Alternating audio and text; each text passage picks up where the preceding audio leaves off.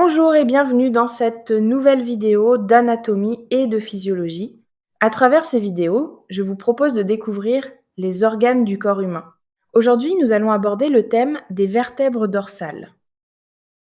Avant de commencer, je vous rappelle que l'ensemble de nos vidéos constituent des supports de cours proposés par Edulis Formation. Si vous souhaitez accéder à la formation complète, n'hésitez pas à nous contacter. Les vertèbres dorsales sont des éléments essentiels de la colonne vertébrale. Elles constituent la partie centrale du dos et jouent un rôle majeur dans la protection des organes thoraciques. Les vertèbres dorsales assurent à la fois le soutien du tronc, la stabilité du corps et la protection des structures nerveuses. Dans cette séance, nous allons découvrir la localisation des vertèbres dorsales, leur organisation, leurs fonctions principales et les conséquences d'un dysfonctionnement dorsal. Les vertèbres dorsales sont situées dans la partie médiane de la colonne vertébrale. Elles se trouvent entre les vertèbres cervicales et les vertèbres lombaires. La région dorsale correspond à la zone du thorax. Les vertèbres dorsales sont reliées aux côtes, ce qui leur confère une grande stabilité. Cette région est moins mobile que le cou ou le bas du dos. Les vertèbres dorsales sont empilées les unes sur les autres. Entre chaque vertèbre se trouve un disque intervertébral. Ces disques permettent d'amortir les chocs et de maintenir la souplesse de la colonne. À l'intérieur du canal vertébral circule la moelle épinière.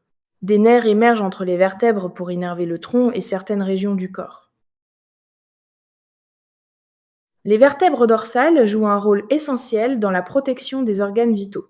Elles participent à la formation de la cage thoracique. Et cette structure protège le cœur et les poumons. Les vertèbres dorsales protègent également la moelle épinière. Cette fonction protectrice est indispensable au bon fonctionnement de l'organisme. Les vertèbres dorsales contribuent au maintien de la posture. Elles assurent la stabilité du tronc en position debout ou assise. Elles permettent de répartir les charges exercées sur la colonne vertébrale. Cette stabilité est essentielle pour l'équilibre du corps. Les vertèbres dorsales participent ainsi au maintien de la forme du dos. La mobilité de la région dorsale est plus limitée que celle des cervicales ou des lombaires. Les mouvements sont principalement liés à de légères rotations et inclinaisons du tronc. La présence des côtes limite les amplitudes de mouvement. Cette limitation favorise la protection des organes thoraciques. La région dorsale privilégie donc la stabilité à la mobilité. Les vertèbres dorsales sont en relation étroite avec les muscles du dos. Ces muscles participent au maintien de la posture et au mouvement du tronc. Les nerfs issus de la région dorsale innervent le thorax et certaines parties de l'abdomen. Les vertèbres dorsales sont proches du cœur et des poumons. Elles constituent ainsi une région anatomique centrale et stratégique. Lorsque les vertèbres dorsales sont atteintes, des douleurs dorsales peuvent apparaître. Une altération des disques intervertébraux peut provoquer des gênes ou des douleurs.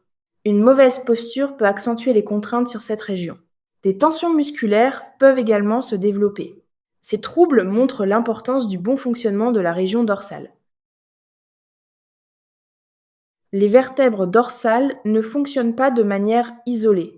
Elles assurent la continuité entre les cervicales et les lombaires.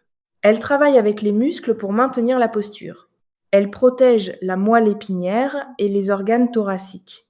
Les vertèbres dorsales s'intègrent pleinement dans le fonctionnement global de la colonne vertébrale et de l'organisme.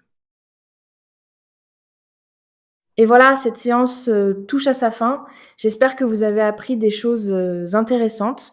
Si vous souhaitez traiter un organe particulier, faites-nous le savoir par un petit commentaire. Merci, à bientôt.